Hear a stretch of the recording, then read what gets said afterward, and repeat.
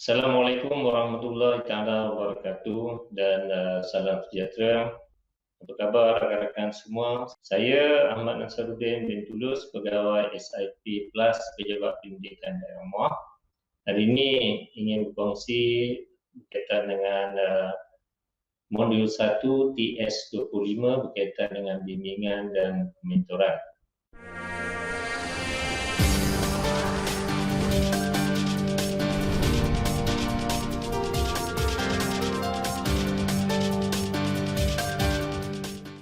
Jadi untuk makluman rakan-rakan semua, dalam modul 1 memang sudah dinyatakan tajuk dia tertera perkataan bimbingan dan pementoran.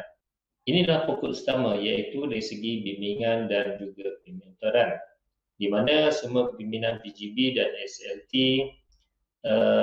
diberi kepercayaan, diberi keutamaan untuk mengupaya kepimpinan bawahan di dalam organisasi sekolah dengan mengamalkan pembudayaan bimbingan dan juga pementoran.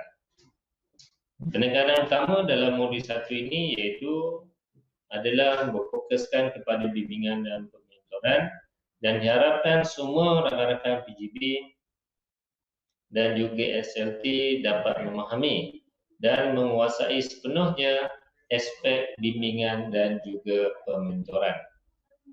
Dan di dalam kandungan sub-modul bimbingan dan pementoran ini, ada 7 bahan yang perlu kita hayati, bahan yang kita perlu selusuri, baca dan faham dan ikuti satu persatu bermula daripada ringkasan modul, asas pengetahuan bimbingan dan pementoran, proses dan model grow, kemahiran bimbingan dan pementoran, simulasi bimbingan dan pementoran, pelan tindakan serta tugasan yang diberikan dalam Google Classroom yang berupa kuis dan juga tugasan.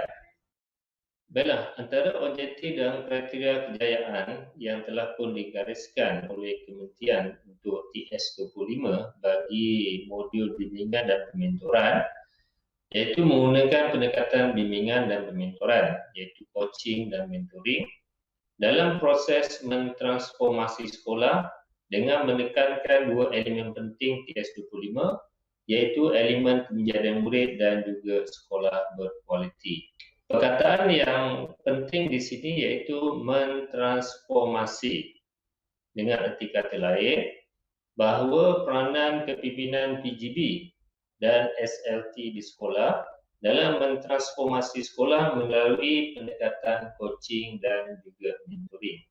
Inilah perbezaan utama di antara kepimpinan sekolah TS25 dengan sekolah-sekolah yang belum melaksanakan program TS25. Jadi, ingat kepada rakan-rakan semua, selepas ni apa cara sekalipun untuk kita melaksanakan aspek kepimpinan dan juga tabir urut di peringkat sekolah, kita menggunakan pendekatan coaching dan mentoring. Seterusnya, terdapat 5 kriteria kejayaan bimbingan dan pementoran yang dihasilkan oleh KPM, iaitu yang pertama, mengenal pasti ciri-ciri faedah dan etika bimbingan dan pementoran. Yang kedua, mengaplikasi model grow dalam proses bimbingan. Selepas ini, rakan-rakan akan didedahkan dengan satu kaedah ataupun pendekatan model yang paling simple, yang dipikirkan paling sesuai untuk rakan-rakan PGB untuk melaksanakan proses bimbingan, iaitu dengan menggunakan model grow. Sebenarnya terdapat model-model yang lain dalam proses bimbingan dan pementoran, tapi di pihak KPM kita hanya memberi fokus kepada satu model, iaitu model grow. Yang ketiga, mengaplikasi 4 jenis kemahiran dalam proses bimbingan. Dan 4 jenis kemahiran ini akan dijelaskan dalam sub-modul yang berikutnya. Antara kemahiran bimbingan yang diperlukan contohnya kemahiran berkomunikasi, kemahiran mendengar, kemahiran menyoal dan juga kemahiran maklum balas. Yang seterusnya, Yang keempat iaitu mempraktikkan amalan bimbingan yang lebih berkesan. Jadi di sini nanti PJB dan juga SLT akan dibimbing bagaimana kita nak melaksanakan amalan bimbingan ini dengan lebih berkesan, berstruktur dan juga bersistematik menggunakan tool-tool yang diberikan dalam modul ini. Dan akhir sekali menyediakan pelan tindakan untuk pelaksanaan bimbingan. Pelan tindakan ini sangat penting yang merupakan garis panduan kerangka bagaimana kita nak menggerakkan bimbingan dan pementoran. Paling asas maknanya kita menggunakan pendekatan PDCA ataupun kalau ikut SKPMG 2 JNJK kita menggunakan pendekatan 6P. Seterusnya ingin saya kongsikan asas pengetahuan bimbingan dan pementoran. Yang ini saya rasa sangat penting untuk rakan-rakan PJB dan juga rakan-rakan SLT memahami dari segi konsep teoretikal, dari segi pengetahuan bimbingan dan juga pementoran. Baik, kita pergi yang pertama, konsep bimbingan iaitu coaching. Berdasarkan ICF, International Coaching Federation, coaching ataupun bimbingan bolehlah ditafsirkan sebagai satu keadaan yang mana coach berpasangan dengan coachee dalam satu proses yang mencabar minda, yang mencabar minda dan kreativiti yang memberi inspirasi kepada coachee untuk memaksimumkan potensi pribadi dan profesional mereka. Ada dua perkataan di sini yang saya jelaskan, iaitu coach dan juga coachee. Coach ni merujuk kepada pembimbing dan coachee merujuk kepada orang yang dibimbing. Jadi, rakan-rakan PJB, SLT berperanan sebagai coach, iaitu pembimbing. Manakala pasangan yang kita jumpa, yang kita bimbing adalah dinamakan sebagai coachee. Dan di sini ada perkataan mencabar minda dan kreativiti yang memberi maksud kita telah pun mengaplikasikan kemahiran berfikir aras tinggi ataupun kebat dalam proses melaksanakan bimbingan dan pementoran ini. Dan yang berikutnya saya ingin jelaskan potensi pribadi dan profesional mereka adalah merujuk kepada keupayaan ataupun daya kepimpinan yang lebih berkesan dalam peringkat kepimpinan coachee masing-masing. Kalau profesional mereka merujuk kepada keupayaan ataupun kemahiran tabih urus rakan-rakan GBK ataupun SLT dalam memimpin sebuah organisasi ataupun dalam sekolah yang dibimbingnya. Seterusnya, dalam slide ini dinyatakan juga peranan seorang coach, iaitu kita sebagai seorang pembimbing. Yang pertama, kita sebagai pembina kesedaran coachee tentang kemahiran, pengetahuan dan kemahiran. Maksudnya di sini, kita membina kesedaran dari segi SLT terhadap potensi pribadi dan juga profesional SLT masing-masing. Masing-masing mempunyai tanggungjawab dalam bidang job specification yang tersendiri dan mereka tahu dari segi kemahiran dan pengetahuan kepakaran mereka masing-masing. Yang kedua, pemudah cara coaching untuk meningkatkan pembelajaran. Yang ketiga, memotivasi membimbing coachee untuk menggunakan kemahiran, pengetahuan dan juga kepakaran. Jadi tanggungjawab kita juga selain daripada bimbing, kita boleh menyelitkan unsur motivasi dan juga membimbing coachee untuk menggunakan kemahiran dan pengetahuan dan juga kepakaran yang sedia ada. Yang keempat, mengeluarkan kepakaran dan resource yang sedia ada dalam diri coachee.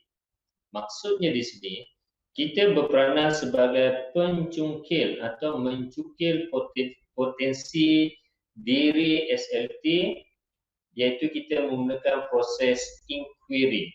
Maknanya kita sentiasa mencukil supaya coachee kita dapat berfikir, mengeluarkan idea dan pada masa yang sama dia mampu mencari suatu alternatif yang terbaik untuk dirinya. Dan akhir sekali, mencabar pemikiran coaching untuk menemui jalan penyelesaian. Bermaknanya ini adalah satu kemahiran khusus bagaimana kita sebagai coach mampu menyoal ataupun mampu melaksanakan proses inquiry dan diharapkan coaching dapat berfikir pada aras yang tinggi ataupun pemikiran hebat. Ya, jadi di sini ada 5 peranan seorang coach ataupun seorang pembimbing. Ya. Seterusnya, mengapa coaching itu sangat penting? Ya. Coaching dan mentoring adalah sangat penting. Jadi dipaparkan sini ada beberapa perkara-perkara yang dirasakan penting. Yang pertama, mengubah amalan. Mengubah amalan ni bermaksud inilah amalan terkini dari segi kepimpinan TGB ataupun SLT bagi sekolah-sekolah TS25, dia menggunakan pendekatan bimbingan dan juga pementoran. Jadi ini adalah satu amalan yang terkini ataupun amalan baru bagi sekolah-sekolah TS25. Yang kedua, untuk mencapai matlamat yang diharapkan dalam kepimpinan sekolah juga menggunakan pendekatan coaching dan juga mentoring. Yang ketiga, pemikiran reflektif. Pemikiran reflektif ini merujuk kepada kita memerlukan seseorang untuk menghubungkait idea-idea ataupun buah fikiran dengan pengalaman yang lalu untuk proses seterusnya. Maknanya apabila kita buat bimbingan kepada rakan SLT, kita memerlukan refleksi. Kita melaksanakan inquiry kepada SLT supaya ia dapat berfikir apakah idea-idea yang dikeluarkan daripada buah fikirannya dengan menghubungkan dengan pengalaman-pengalaman yang lalu dari segi tablik urus atau kepimpinan untuk digunakan proses membuat keputusan ataupun mengambil tindakan seterusnya. Seterusnya, peningkatan kapasiti merujuk kepada penambahbaikan dari segi tahap pengetahuan dan juga kemahiran kita sebagai PGB dan juga SLT. Keyakinan dan juga kesedaran merupakan aspek yang sangat penting yang merupakan gabungan dua aspek attitude yang wajib ada bagi kita sebagai PGB dan juga SLT. Seterusnya, accountability, bertanggungjawab dan tidak bergantung juga adalah merupakan kenapa bimbingan ini sangat penting dilaksanakan di sekolah. Tidak bergantung bermaksud SLT, semua SLT ataupun kepimpinan yang berada di peringkat bawahan tidak bergantung kepada PGB semata-mata untuk membuat keputusan. Maknanya SLT berani membuat keputusan dan berani menanggung risiko. Maknanya tanggungjawab SLT sudah pun mengupaya dirinya dan mampu bertindak untuk membuat satu keputusan yang terbaik di peringkat dirinya sendiri. Dan akhir sekali membina kepercayaan dan juga menggerakkan orang lain. Baiklah, sewaktu kita berada di sekolah, rakan-rakan PGB, SLT, mungkin kita berperanan ataupun kita secara sedar, tidak sedar, kita banyak melaksanakan fungsi-fungsi sebagai seorang mentor ataupun kita berfungsi sebagai seorang jurulatih atau trainer ataupun kita berfungsi sebagai seorang coach. Kalau kita berfungsi ataupun melaksanakan tugas sebagai mentor, kita banyak berkongsi pengalaman kepada rakan SLT ataupun MLT dari segi pengalaman kerja semata-mata. Kalau kita bertindak sebagai jurulatih atau trainer, kita banyak memindahkan aspek pengetahuan dan kemahiran yang baru yang perlu dikuasai oleh SLT ataupun kepimpinan di peringkat bawahan lagi. Dan jika kita bertindak sebagai seorang coach ataupun pembimbing, maknanya kita telah membina keupayaan bagi rakan-rakan SLT ataupun MLT di sekolah. Jadi di situ ada 3 warna yang berbeza. Kalau kita bertindak sebagai mentor, sebenarnya kita hanya berkongsi ataupun memindahkan pengalaman kita sebagai pemimpin kepada pimpinan di peringkat bawahan. Jika kita bertindak sebagai jurulatih, sebenarnya kita hanya memindahkan pengetahuan. Sebaliknya, kalau kita bertindak sebagai coach, sebenarnya kita telah pun mengupayakan potensi SLT ataupun MLT di sekolah. Ringkasnya, apabila kita bertindak sebagai mentor ataupun jurulatih, kita hanya berjaya meletakkan yang terbaik ke dalam diri seseorang. Kataan yang biru ni yang tu. Maknanya kalau kita selama ini kita bertindak sebagai mentor ataupun jurulatih, sebenarnya kita hanya memindahkan yang terbaik kepada diri seorang, iaitu di peringkat pimpinan SLT dan MLT, kita mengharapkan sesuatu yang terbaik ataupun kita bagikan yang terbaik untuk mereka melaksanakan tugas ataupun kepimpinan di peringkat sekolah. Sebaliknya, apabila kita berfungsi sebagai coach, sebenarnya kita telah pun mendapatkan sesuatu yang terbaik daripada SLT dan juga MLT. So, dua pendekatan yang berbeza. Coach, mentor dan jurulatih. Apabila coach, kita sebenarnya telah membina keupayaan. Kita telah pun mendapatkan sesuatu yang terbaik daripada GPK, SLT ataupun MLT di peringkat sekolah. Inilah perbezaan yang ketara apabila kita bertindak sebagai coach untuk keperluan sekolah TS25. Seterusnya, dari segi perbezaan istilah bimbingan dan juga pementoran. Baik, tadi saya telah mengulas sedikit sebanyak perkataan mentor dan juga coach. So, di sini ada satu tambahan lagi, counselor. Apa bezanya? Kalau mentor, seseorang individu dengan pengalaman dan pengetahuan yang luas. Maknanya, semua rakan PGB mempunyai pengalaman tabik urus ataupun kepimpinan yang sangat luas, yang komited untuk memberikan sokongan dan saranan kerjaya kepada individu yang kurang berpengalaman. Maksudnya kita pindahkan, kita ajar rakan GPK, SLT di peringkat bawahan yang kurang pengalaman untuk melaksanakan tugas-tugas hakiki yang diberikan kepada mereka. Itu adalah sebahagian besar tanggungjawab PGB sebagai mentor. Memang tidak dapat dinafikan bahawa PGB sangat-sangat berperanan sebagai mentor. Dan 90% daripada daya kepimpinan yang tinggi di sekolah, PGB melaksanakan pementoran yang sangat berkesan di sekolah. Yang kedua, coach ataupun pembimbing. Inilah yang kita harapkan hasil daripada TS25. Semua rakan PGB bertindak sebagai seorang coach. Ya? Bermaksud, seseorang individu yang membantu individu lain, ya, untuk berusaha berterusan dalam meningkatkan kompetensi prestasi kerja masing-masing.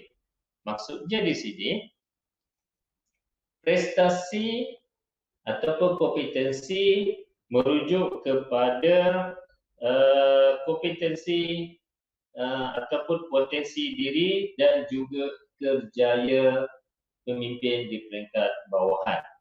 Dan inilah amalan ataupun pengalaman terbaru yang wajib dikuasai oleh semua PGB dan juga rakan SLT MLT yang memastikan selepas ini kita banyak bertindak sebagai seorang coach. Dan akhir sekali, counselor. Counselor merujuk kepada seorang individu yang terlibat dalam proses memberi sokongan kepada individu lain untuk mengenal pasti masalah pribadi atau kemahiran yang memberi kesan terhadap prestasi. Istilahnya, kita bertindak membantu menyelesaikan masalah dalaman untuk meningkatkan potensi diri dan juga kerjaya di peringkat bawahan. Cara mudahnya, 3 level yang berbeza antara kita sebagai seorang mentor, coach ataupun kaunselor. Ya. Kalau kita bertindak sebagai mentor, maknanya kita berada kepada above standard. Above standard ni maknanya darjat keupayaan untuk mengamalkan, untuk membangunkan potensi diri dan kerjaya di peringkat kepimpinan bawahan tu sudah memenuhi satu keperluan standard yang diharapkan.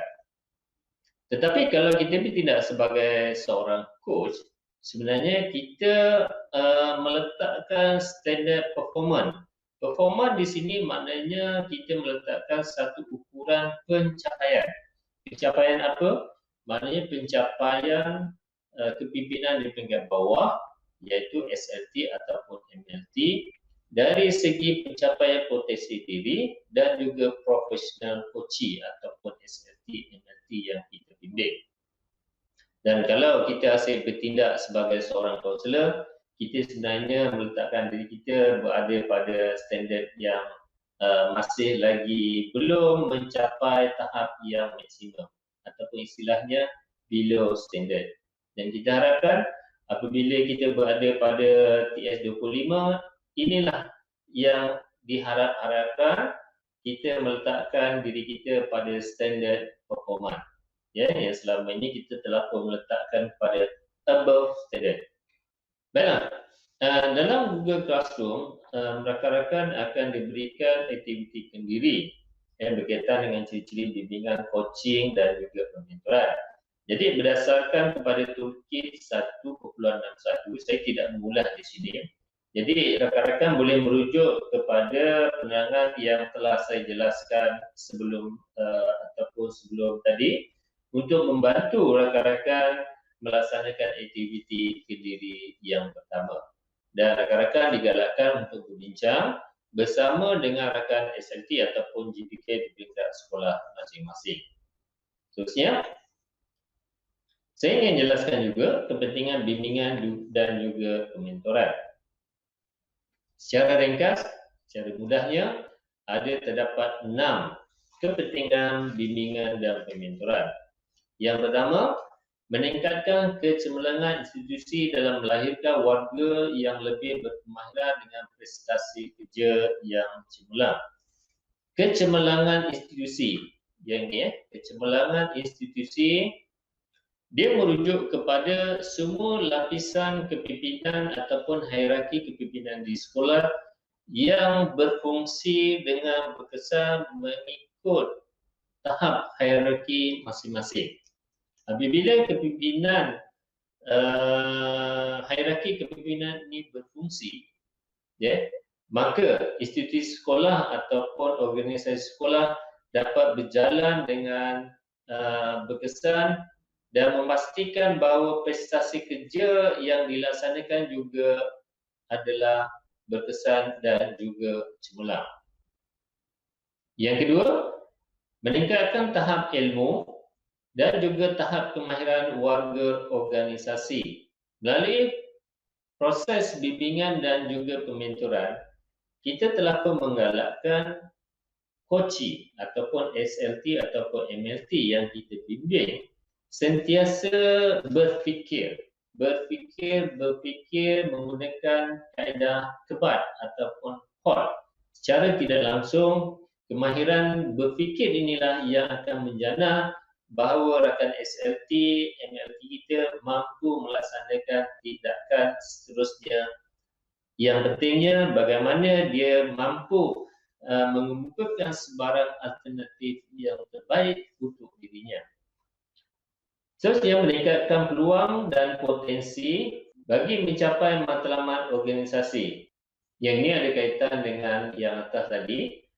Apabila rakan SLT, MLT yang kita bimbing mampu berfikir, mampu mencari alternatif yang terbaik untuk dirinya, secara tidak langsung kita telah pun mengoptimumkan potensi kepimpinan di peringkat sekolah, dan secara tidak langsung pencapaian matlamat organisasi sekolah iaitu 2/7 TN25 tadi sekolah kualiti dan pendidikan murid akan terhasil.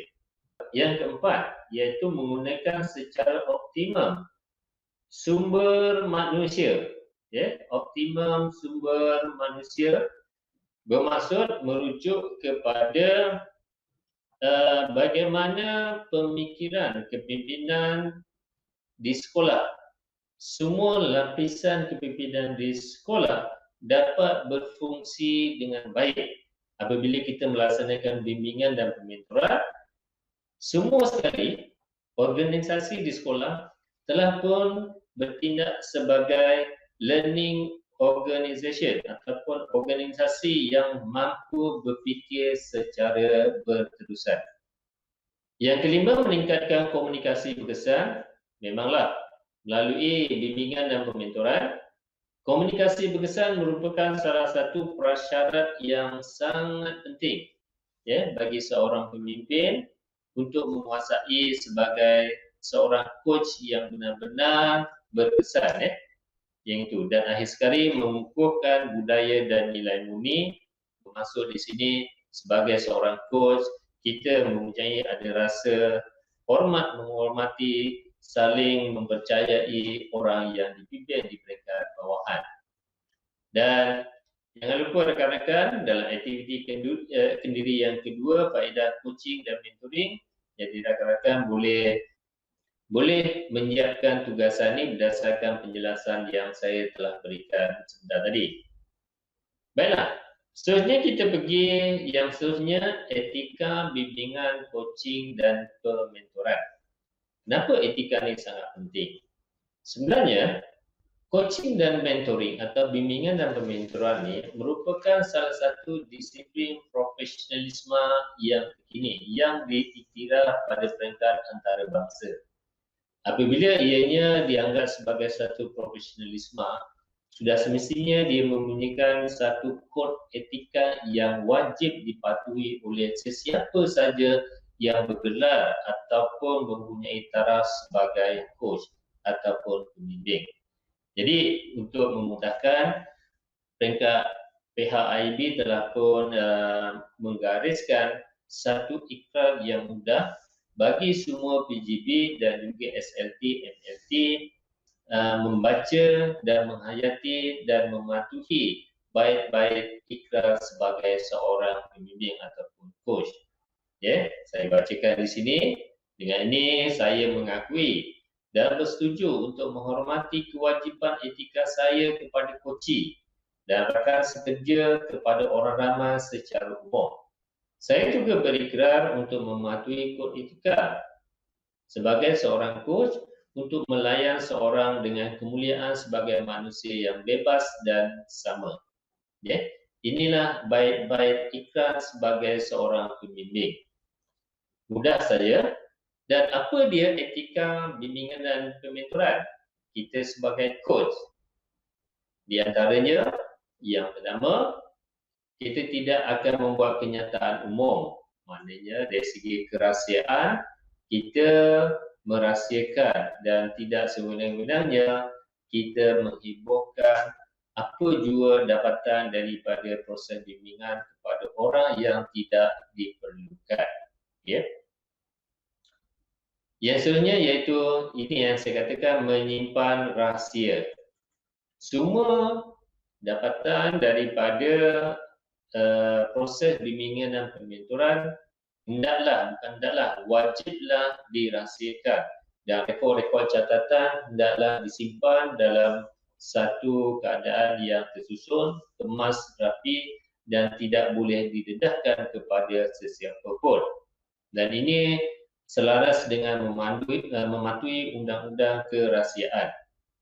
Yang seterusnya, kita tidak dibenarkan membuat tuntutan ataupun tuntutan palsu dalam mana-mana dokumen bertulis yang berkaitan dengan profesion coaching.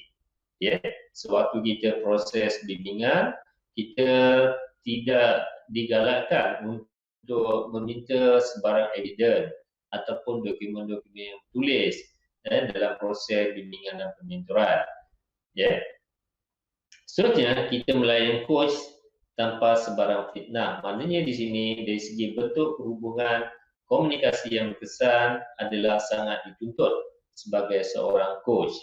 Seterusnya, bertanggungjawab menetapkan sepadan yang jelas. Menetapkan sepadan yang jelas yang sesuai dengan budaya dan mengawal hubungan fizikal. Kita hindari sebarang provokasi yang menyebabkan konflik antara kita sebagai pemimpin dengan koci yang kita dibimbing. Maknanya kita memberi fokus kepada isu yang menjadi keutamaan dalam proses komunikasi ataupun proses bimbingan. Seterusnya, menyediakan dan menyelenggara, menyimpan dan melupuskan mana-mana rekod kerja yang baik berhubungan dengan amalan coaching. Maknanya rekod-rekod yang lampau yang berkaitan dengan data, yang berkaitan dengan rekod-rekod penemuan sewaktu amalan coaching hendaklah diselenggara, disimpan ataupun dilupuskan mengikut tata cara pelupusan rekod di bawah arkib. Kita tidak boleh dedahkan rekod-rekod yang lampau kepada sesiapa saja yang memerlukan tanpa sebarang kelulusan ataupun kebenaran PGB. Yang seterusnya, berkelakuan mengikut kod etika coach dalam semua situasi. Ya, maknanya etika coach kita yang saya maksudkan tadi daripada mula hingga akhir, hendaklah kita berada dalam keadaan tekal dan sentiasa komited berterusan dari semasa ke semasa. Seterusnya, kita dikehendaki membina persetujuan yang jelas dengan koci dan menghormati semua persetujuan. Kita tidak sewenang-wenangnya mengemukakan sebarang isu yang di luar daripada kotak perbincangan dengan koci sewaktu proses bimbingan. Ya, yang itu kita dilarang sama sekali. Seterusnya, memastikan coaching memahami sifat-sifat coaching, batas kerahsiaan, keuangan dan terma tertentu. Ini tambahan saja, iaitu batas kerahsiaan telah pun dijelaskan tadi. Keuangan berkaitan takbir urus keuangan sekolah dan terma-terma tertentu yang boleh menyebabkan dasar pendidikan dicabar ataupun menyentuh isu-isu sensitif yang berkaitan dengan rasis dan sebagainya adalah sangat dilarang sama sekali. Menghormati hak coaching untuk menamatkan coaching. Apabila coaching berada dalam satu keadaan yang mungkin tidak selesa dan coaching untuk mohon izin untuk menamatkan coaching dan menyambung pada bila-bila masa, kita hendaklah akur ataupun kita menghormati hak sebagai seorang coaching. Dan menjadikan kesejahteraan fizikal dan mental. Tidak ada unsur provokasi yang menyebabkan konflik, maknanya pertentangan pendapat hingga menyebabkan sentuhan fizikal dan juga mental berlaku sewaktu proses coaching dan juga pementoran dijalankan. Tidak boleh terlibat dalam penyalahgunaan lisan, fizikal ataupun emosi mana-mana coaching. Ini merujuk kepada komunikasi berkesan. Maksudnya kita menggunakan bahasa yang sopan, kita tidak ada menggunakan perkataan bahasa-bahasa ataupun istilah-istilah yang boleh menguris perasaan emosi coaching sewaktu proses bimbingan dan juga pementoran. Walaupun dalam keadaan biasa, kita menggunakan perbualan yang boleh diterima oleh coaching, tetapi dalam sewaktu bimbingan dan pementoran, mungkin perkara itu boleh dianggap sebagai mengguris hati ataupun mengguris perasaan coaching. So, yang ini kita elakkan. Tidak meneruskan coaching jika tingkah laku coaching, penampilan atau kenyataan coaching dipercayai harus dikendalikan oleh profesional ataupun menjaga kesihatan yang meleset. Contohnya, apabila proses coaching berlaku, coaching banyak menimbulkan dari segi masalah sikap ataupun attitude ataupun masalah dalaman emosi dan sebagainya. Dia tidak mampu berfikir dalam keadaan yang waras. So di peringkat ini, coach boleh memberhentikan dia proses coaching ni dan kita boleh rujuk kepada orang yang berkelayakan untuk menangani masalah yang dihadapi oleh coaching. Biasanya kita akan rujuk kepada kaunselor. Berusaha untuk mengelakkan konflik antara kepentingan coach dan juga kepentingan coachee. Inilah tadilah retretan. Sekiranya kita tidak menjaga ataupun kita tidak menggunakan komunikasi yang berkesan, sudah semestinya konflik akan berlaku. Baiklah rakan-rakan, juga jangan lupa daripada penjelasan yang tadi, sedikit sebanyak telah pun boleh membantu rakan-rakan untuk melaksanakan aktiviti kendiri dalam toolkit 16.1. Jangan lupa bincang bersama rakan JPK masing-masing. Selanjutnya, saya ingin jelaskan peranan pemimpin sebagai pembimbing. Baiklah, di awal tadi saya dah jelaskan bahawa peranan pimpinan TR25 iaitu kita sebagai pembimbing dan juga sebagai pementor. Dan di sini memang sangat jelas dalam SKPM G2 standard 1,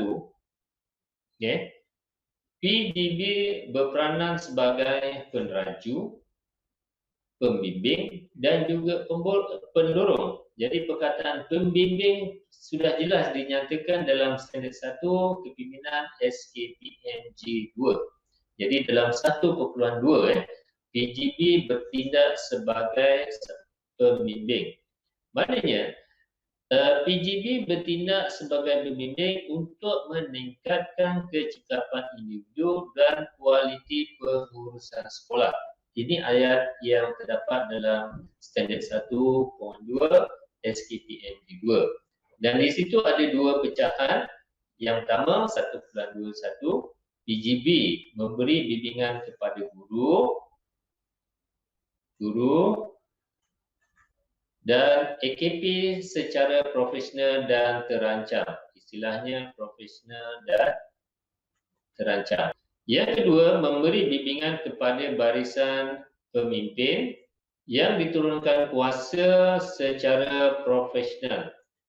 Maksudnya di sini kita menggunakan kaedah empowerment, dan sewaktu kita melaksanakan empowerment, kita juga dikehendaki memberi bimbingan kepada barisan SLT dan MNT. So di sini kita tidak terlepas pandang apabila kita melaksanakan TS25, kita bertindak sebagai coach, sebagai pembimbing, secara tidak langsung kita telah pun melaksanakan keperluan standard 1.2 dalam SKPM G2. Bermaksud di sini, penerangan lanjutannya, PGB membimbing dalam perkara-perkara untuk meningkatkan pengetahuan, kemahiran dan kompetensi guru dan AKP dalam menjayakan TS25. Yang kedua, PGB membimbing untuk meningkatkan motivasi guru dan AKP dalam melaksanakan hasrat TS25. Dan yang ketiga, membimbing barisan pemimpin yang diturunkan kuasa untuk memastikan pelaksanaan dan pengurusan sekolah khususnya berkaitan TS25 berjalan dengan lancar. Bagi guru pula, tujuan kita melaksanakan bimbingan kepada guru ada 3 keperluan yang utama. Yang pertama, untuk menyelesaikan masalah PDP, menambah baik amalan PDP dan juga meningkatkan daya inovasi dalam pengajaran. Contoh yang berlaku sekarang, apabila kita berhadapan dengan pandemik COVID-19, kita terpaksa melaksanakan PDPR. So di sini kita mengharapkan bimbingan puan-puan kepada guru supaya guru dapat melaksanakan pelaksanaan PDPR dengan cara yang lebih kreatif. Guru dapat menyelesaikan masalah dihadapi berdasarkan situasi yang dihadapi dengan menambah baik amalan PDP, iaitu menggunakan keperluan ICT yang kini. Jadi secara tidak langsung, inovasi dalam pengajaran telah pun dilaksanakan. Dan penerangan tadi sedikit sebanyak membantu rakan-rakan untuk melaksanakan aktiviti kendiri yang keempat, iaitu peranan PGB sebagai pembimbing.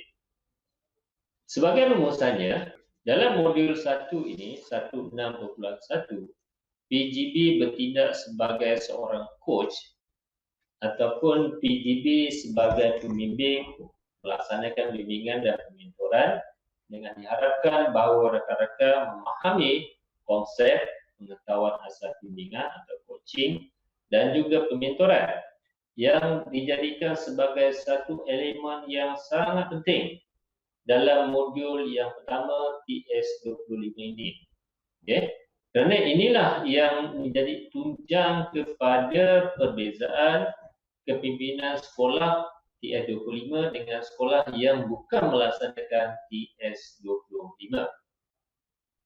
Jadi akhir kalam, buah delima, buah bidara dicari orang untuk berbuat TS25 Agenda Negara. Mari bersama mendukung hasrat. Sekian, terima kasih dan saya akan sambung lagi dalam perkongsian dalam bimbingan dan pementoran dalam sub-modul yang berikutnya. Terima kasih. Sebelum akhir kalam daripada perkongsian daripada saya ingin minta kerjasama daripada semua rakan-rakan PGB dan SLT supaya klik pautan yang kita berikan dalam video ini dengan harapan yang pertama rakan-rakan dapat dicatatkan kehadirannya untuk rekod kita dalam SPL TPM. Yang kedua, rakan-rakan boleh mengemukakan sebarang pertanyaan ataupun sebarang persoalan berdasarkan kepada URL yang diberikan. Yang ketiga, kita juga mengharapkan sebarang idea ataupun fikiran daripada rakan-rakan untuk dikongsikan sebagai penambahbaikan dalam proses kita menambah baik untuk pelaksanaan TS25 bagi kohort 6. Itu saja harapan saya dan kita sambung dalam perkongsian dalam sub-modul 16.2 yang berikutnya. Buah delima, buah bidara dicari orang untuk berubat. TS25 Agenda Negara. Mari bersama mendukung hasrat. Sekian, terima kasih daripada saya. Saya mohon maafan mana yang kurang daripada saya. Itulah kelemahan yang ada pada diri saya. Terima kasih.